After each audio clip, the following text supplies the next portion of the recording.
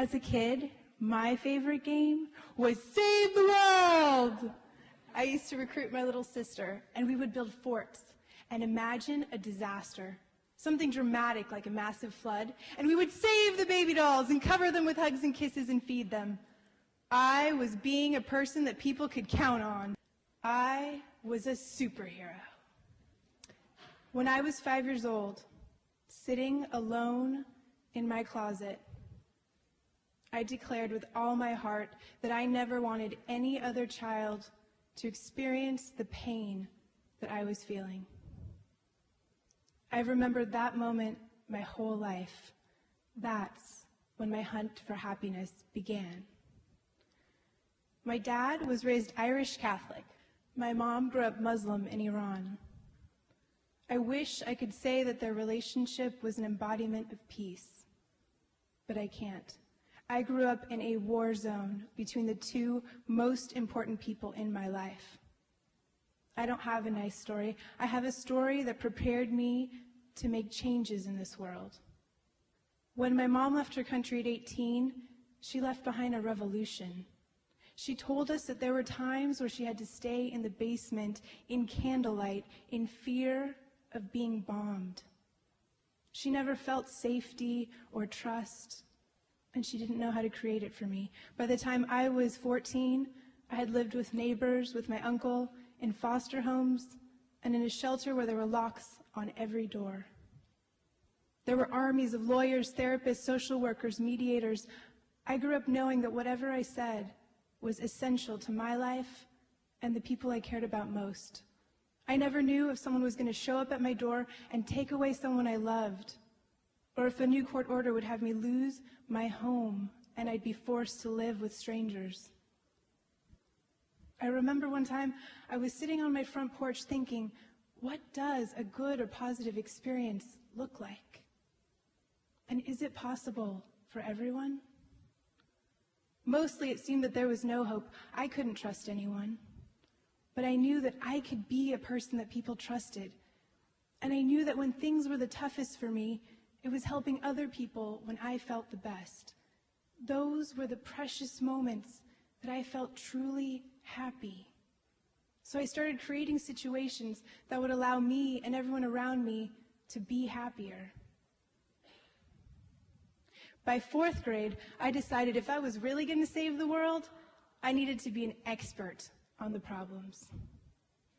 I read about children with cancer, genocide, war. I read about the heroes of history. I wanted to know the real truth about the world, good and bad. I was becoming tuned to an epidemic of sadness, which felt like it was growing exponentially. So many tears of history to clean up, so much pain. Understanding a bigger picture of the world caused me to live in gratitude and not as a victim of the life that I had been handed. I didn't have time to feel sorry for myself. I had to get to work. I thought of my life as an experiment. If bad things could happen to shock you and bring you down, couldn't good things happen to shock you and bring you up? I imagined my life as being represented by this line. If the line was neutral, everything above it was good and happy, and everything below it was sad and difficult. I was so familiar with the things that brought me down. You are too, right? You're cruising in life, and something bad happens. A car accident, you get laid off, have a breakup, you drop down below the line. It's hard work getting back to feeling okay, let alone being above the line or being happy. So I decided we needed more good stuff to shock us. Good stuff that could pull us up into more happiness on our lifeline. That way, when bad things happen, we could have a happiness reserve of sweet memories and hope. It's the good stuff that could help balance the sometimes overwhelming, unfair, unpredictable shocks in life.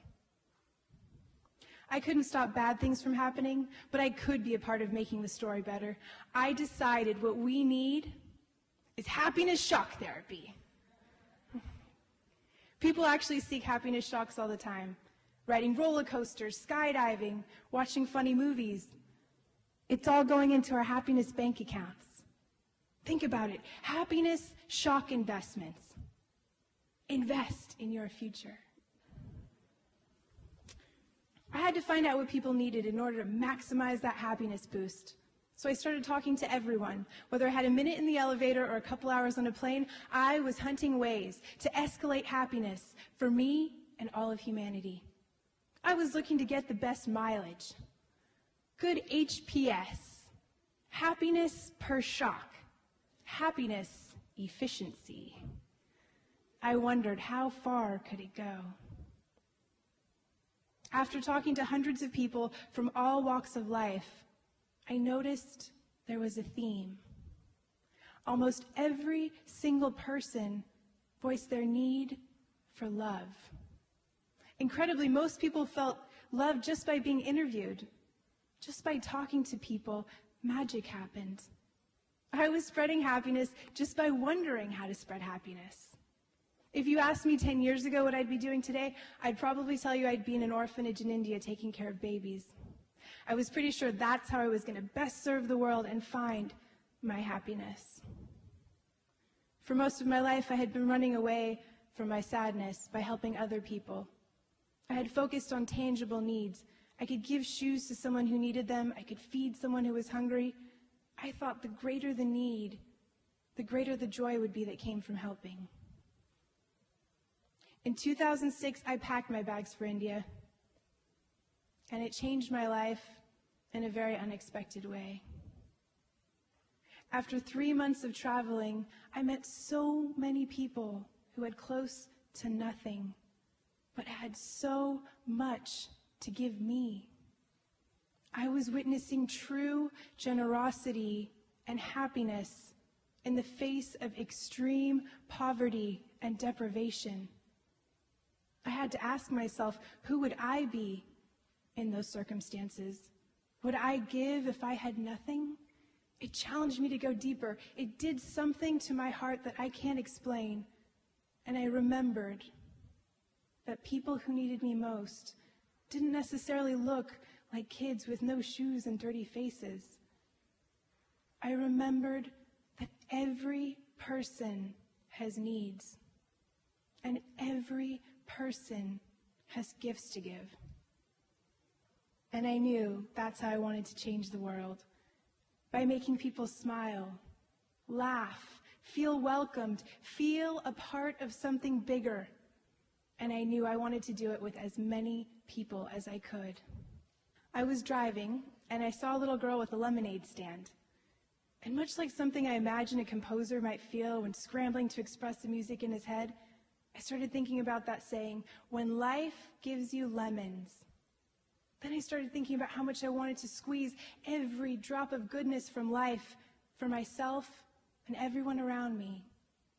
And it came to me. When life gives you lemons, make lemonade. So I made a lemonade stand. My idea was to set an example of kindness, to leave an impression, hoping that people will remember what it feels like and give back to someone else. There's a menu of free gifts, just like a restaurant menu, but everything's free. Someone to talk to, hugs, high fives, chocolates, flowers, products and services donated by people who believe in what we're doing.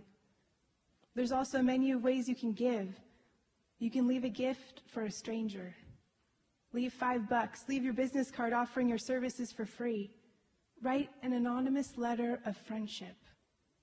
Think about it. You could pour your heart out to a stranger. Tell them you believe in them, that you care. Give them your words of wisdom. You don't know how old they are, what music they like, what their political views are. It's incredibly impactful. It's a place where people can get the aid they need, homeless shelters, food banks, employment assistance. It's a stand for everything I believe in. It represents the world that I would like to live in, the world I think we would all like to live in. It's a place where people can come together and bring their 5-year-old selves and trust and play and receive and give. It's a place for love and aid.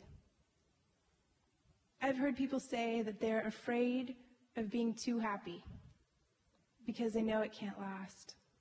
They're afraid that sadness will feel even worse after being happy. And I want to tell you a little story. I was taking the bus, and being the chatty Cathy I am, I started talking with the guy sitting next to me. And of course, I told him all about my project, and he had no problem telling me he thought I was insane. He thought it was weird and ridiculous to high-five people you don't know or even talk to them.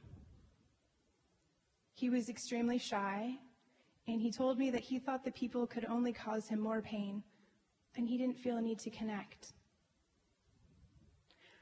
I thought I had made a friend, but clearly he thought I was crazy, so I didn't expect to ever hear from him again. But 2 weeks later, I got an email from him. He told me our encounter had changed his life. He'd begun talking to people he didn't know. And despite his pessimistic view on love, he had fallen in love, and he told me he was really happy. Please don't hold your happiness hostage because you're afraid of pain. Everyone has a superhero inside, a superhero who is ready to risk everything to save the world. Your willingness and courage to really care about other people will create more happiness for you and for the world. I promise. In all my hunting for happiness, my greatest discovery is that we all have a built-in happiness compass. If you're sad, it's usually because you've lost something, right? You're missing something that you want or you need. But there is something that each one of us has that no one can ever take away. You have the power to give. Even when you think you have nothing, if you reach into your heart, there's an infinite abundance. When you can't find your way, you can find a way to give. Love. Love is your compass.